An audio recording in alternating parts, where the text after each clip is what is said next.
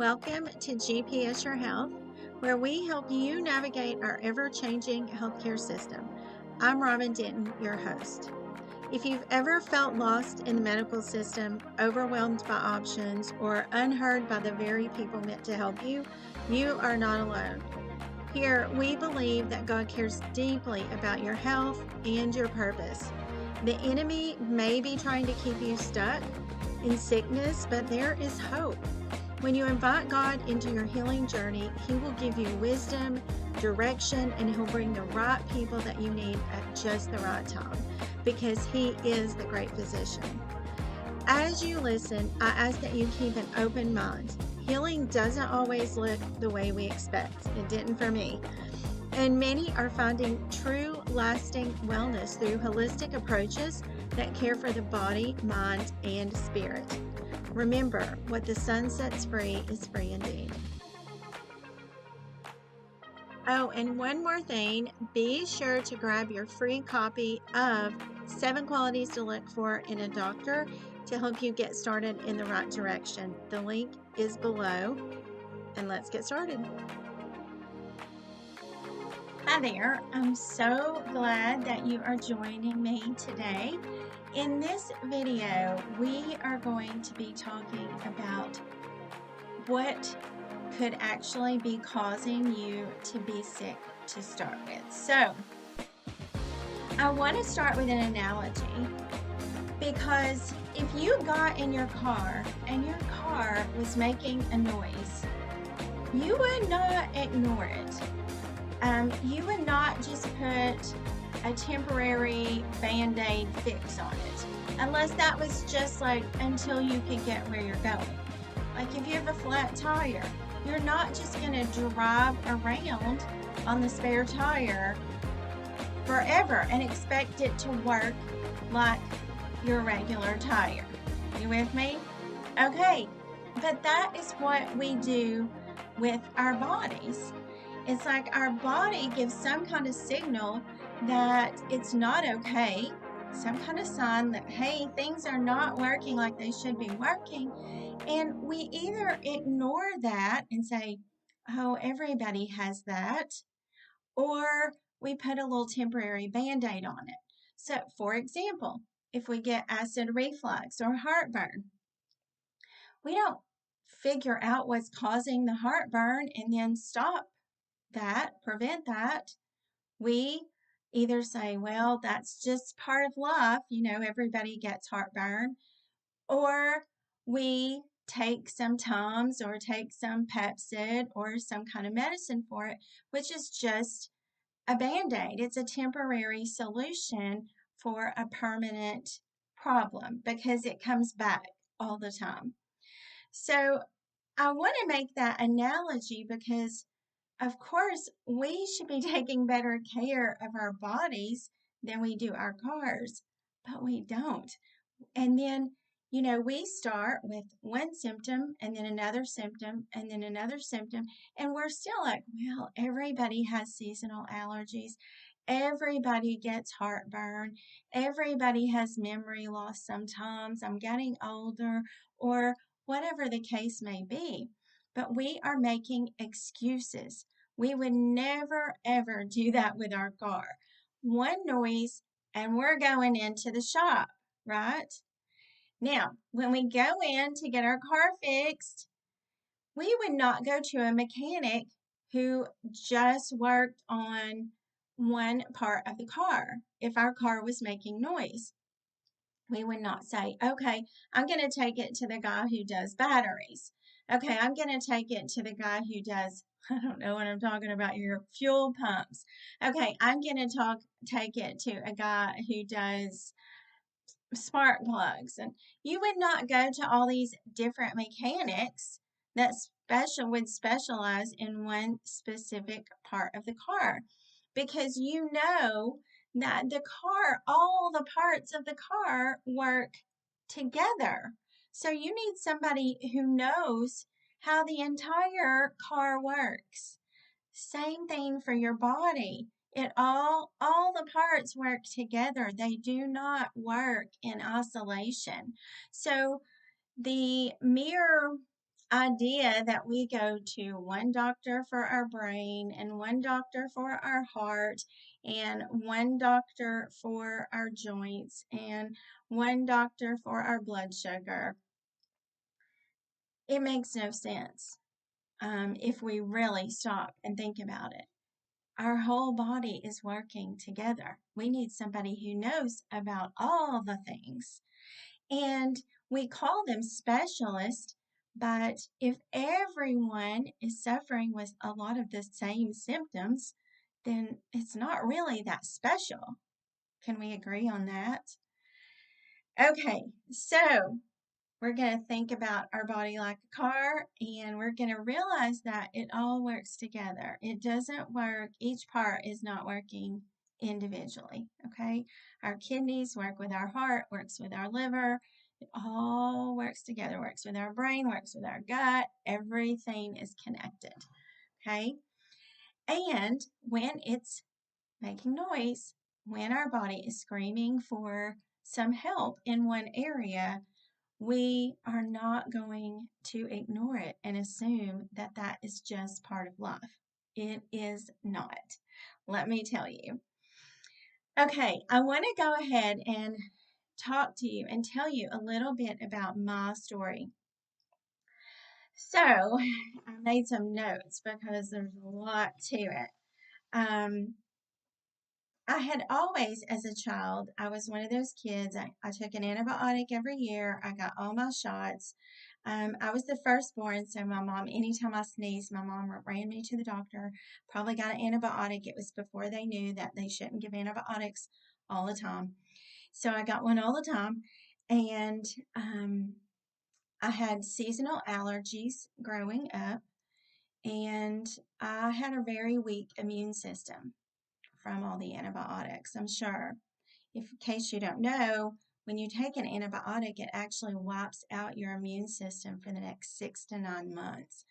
So, just long enough for flu season to roll around again, and then I was sick again.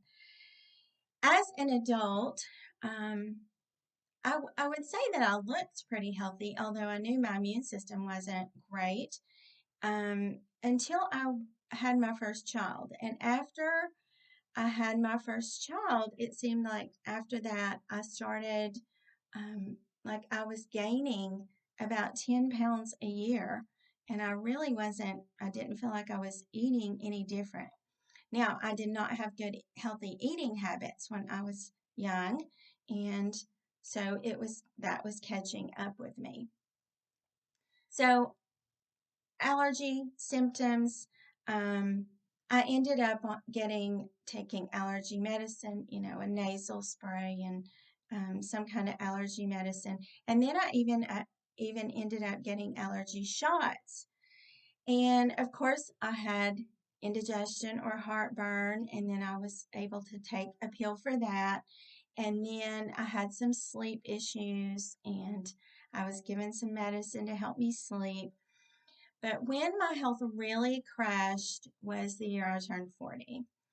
So I was teaching at a school in Knoxville, Tennessee, and they painted our school building, which just didn't happen often. And they painted my individual room in, some really strong smelling paint. But when they painted the outside trim and doors and things, they painted that with this like shellac kind of smelling stuff. And it was so strong. I immediately broke out in hives, and I was unable to get that under control, period, again. So I broke out in hives. I was given antibiotics. I was given prednisone. I started to get better. And as soon as I came off the antibiotics and the prednisone, my hives came back. And they were bad. And they were getting in my eye. They were super itchy. Really, really imposing on my life here. So for 6 months or so, I was constantly on antibiotics and some prednisone or a steroid to keep the hives at bay. Then I started having some memory issues. I started having some hair loss, to the point where I ended up having a bald spot. And that was the spring before I turned 40. On my 40th birthday, I was given this amazing party, an amazing birthday cake, red velvet, my favorite. My grandma used to make it. And I ate that cake, and I know I ate too much cake, and I was sick for about 2 weeks. And I finally, after 3 weeks of being sick, I thought, okay, that cake is not still with me. That's not that this can't still be the cake. So I started having a lot of stomach issues, and I started going to all these doctors and all these specialists, and I continued to start to have joint pain all over my body. I would have random fevers that put me in the bed for the weekend, or 2 or 3 days at a time, and then they would go away. But my stomach issues were severe. Constant, either constipation or diarrhea or pain. I had this awful pain in my back. It felt like I had a knife in my back. And it got so severe that I went probably a year and a half without eating a decent meal. I could not eat. And let me tell you, my body suffered for that. But what I was doing, I was going to an allergy doctor for the hives and my seasonal allergies. I was going to a gastroenterologist for my stomach issues. I was going to a rheumatologist for the joint pain and the random fevers. I also had some kidney issues, so I had a kidney doctor. I had blood sugar issues, so I had an endocrinologist for that. So I had all these slew of doctors, and I remember I finally called Vanderbilt. Now, I was sick for like 2 years, and I finally got an appointment at Vanderbilt, which is kind of the hospital to go to close to me. It's in Nashville, Tennessee. And I really was like, okay, this is it. This is it. This doctor at Vanderbilt is going to find the answer. And so I was really pumped up. I had it up here, in terms of expectation. So finally, my appointment rolls around. I go to the doctor at Vanderbilt. He tells me that I have um, irritable bowel syndrome, that, there's not really anything to do about it. He's going to give me some medicine. And I asked if there was things that I could do to help myself, maybe a certain diet or anything. And he said, no, you can eat whatever you want. Just take this medicine. It's just something that's going to be like this. And I remember leaving there, and I was just shaking. I was thinking, it just did not sit with me in my gut. I thought, no, like I'm just supposed to wait to get sicker.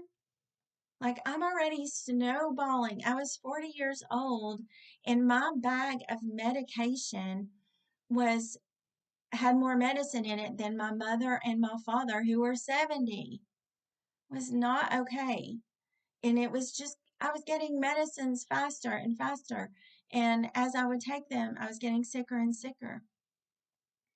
But I walked out of Vanderbilt that day, and I thought, this is not how God made my body.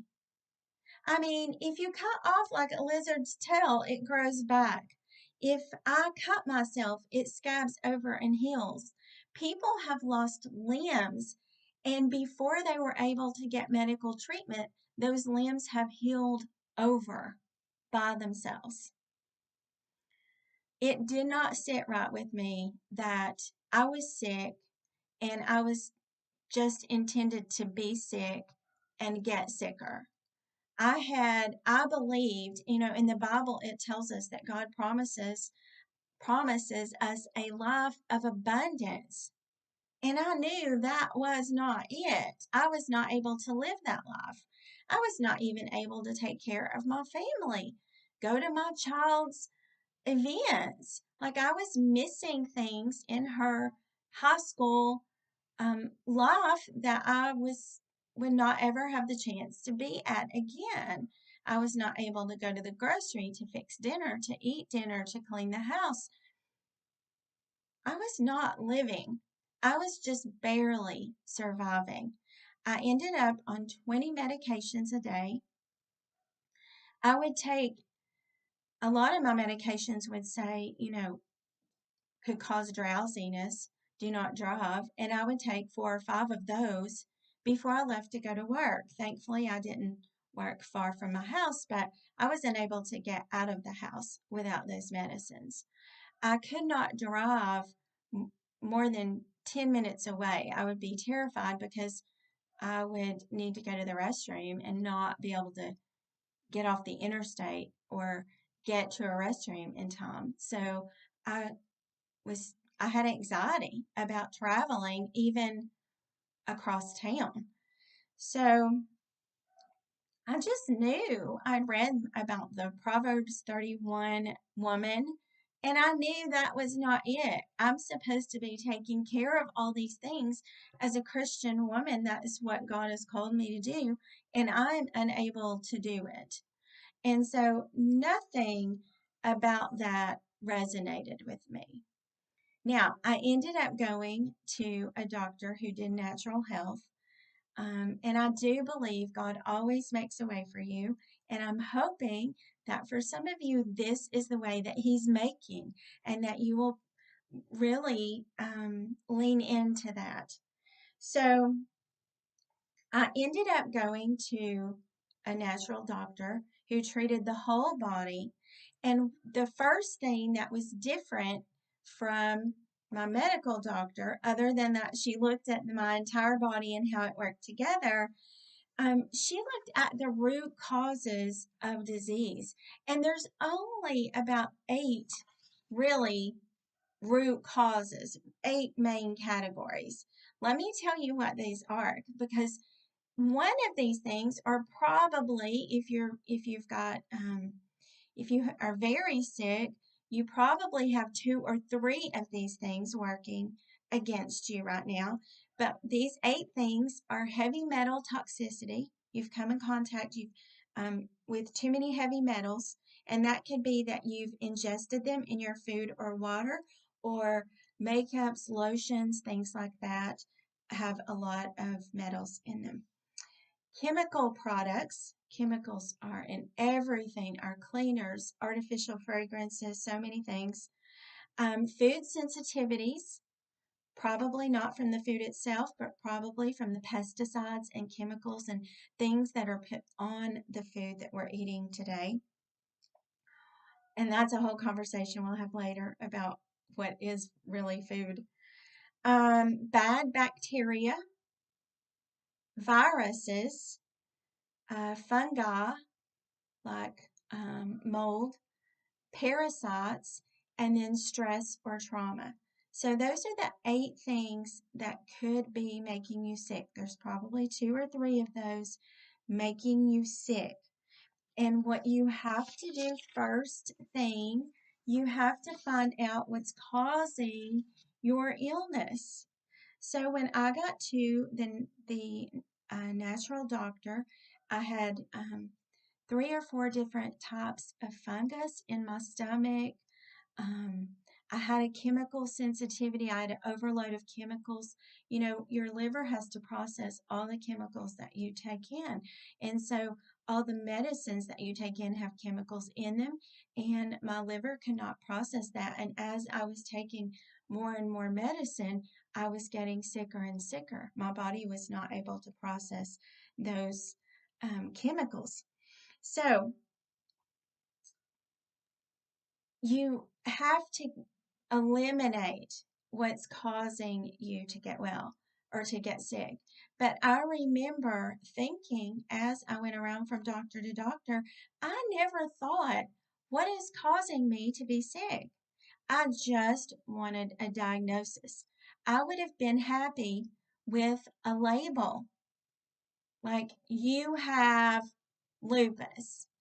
Okay, I could have dealt with that and gotten some medicine. Now, I'm so thankful that that was not what happened, because the side effects for autoimmune disease medicine is severe. So I'm really fortunate, blessed, and so thankful that I did not get that medication. But I just wanted a diagnosis at the time. Now, I want to go back to my car analogy. So let's say your car's making a noise and you take it in and he says, it's the alternator. Well, you're not going to say, okay, good. I'm so glad now I know it's the alternator.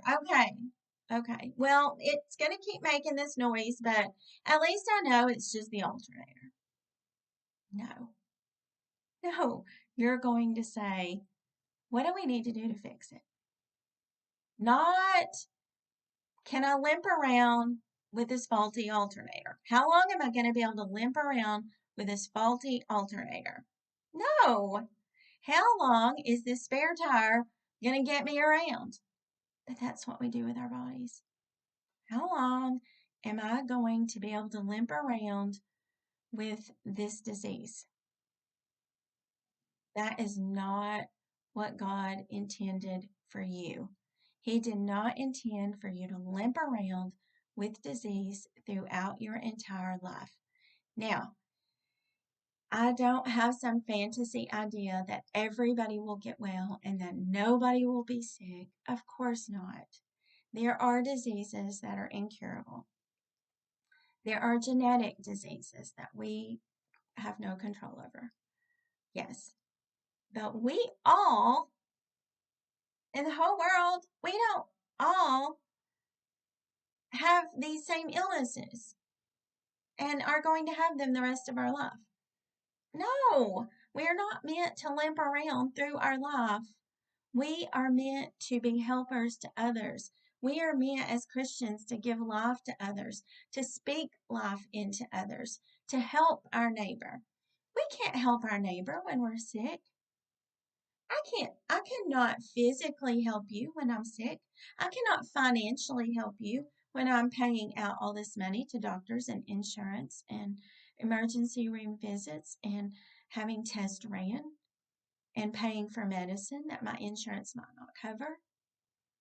I cannot be who I'm called to be. And so that's why I knew in my heart of hearts that God has more for me. John 10:10 says, I came so that they may have life and have it abundantly. And I knew when I went to Vanderbilt that that was not the abundant life that God promised me.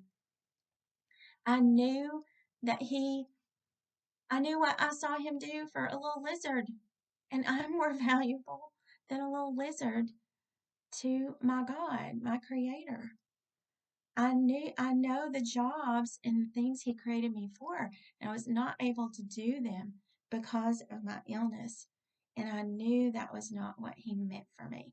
I knew that was not his plan for my life.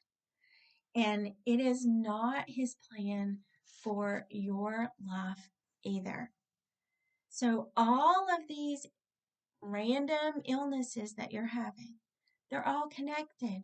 So when you get rid of the chemicals, you're going to have your allergies going to go away, the heartburn's going to go away, your stomach trouble's going to go away, your memory's going to start to be better. And like I said, if you are very sick, there's probably 2 or 3 of these things working against you. But it is not some horrible disease that's incurable, like you may have been told, or there's a good chance that it's not. There's a good chance that God has made a way if you just look to Him for what is causing this. How can I get rid of it? How do I need to treat this temple that He gave me to live in, so that I can do the things that He called me to do while I'm on this earth? So I hope this video was helpful, and I really just want you to lean into this and pray about it and think about it. Like, does it make sense? Because what we're doing in Western medicine for well care does not make sense. For emergent care, it's great. If you have a heart attack, go to the emergency room. If you're in an accident, go to the emergency room. They will take fantastic care of you. But if you are wanting to be well, to feel good, to have energy, for your body to work like God designed it to work, you are not going to find those answers in traditional medicine. Thank you for joining me today on GPS Your Health.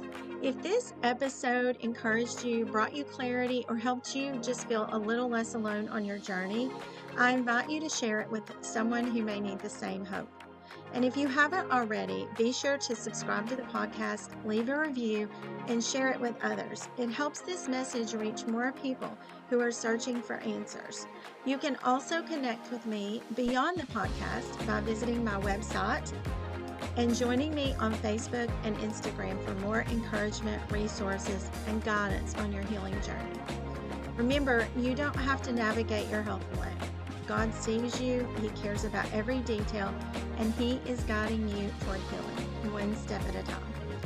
If you are ready for support in finding the right doctor or exploring the next step in your healing journey, be sure to connect with me and check out the resources in the show notes. Until next time, stay the course.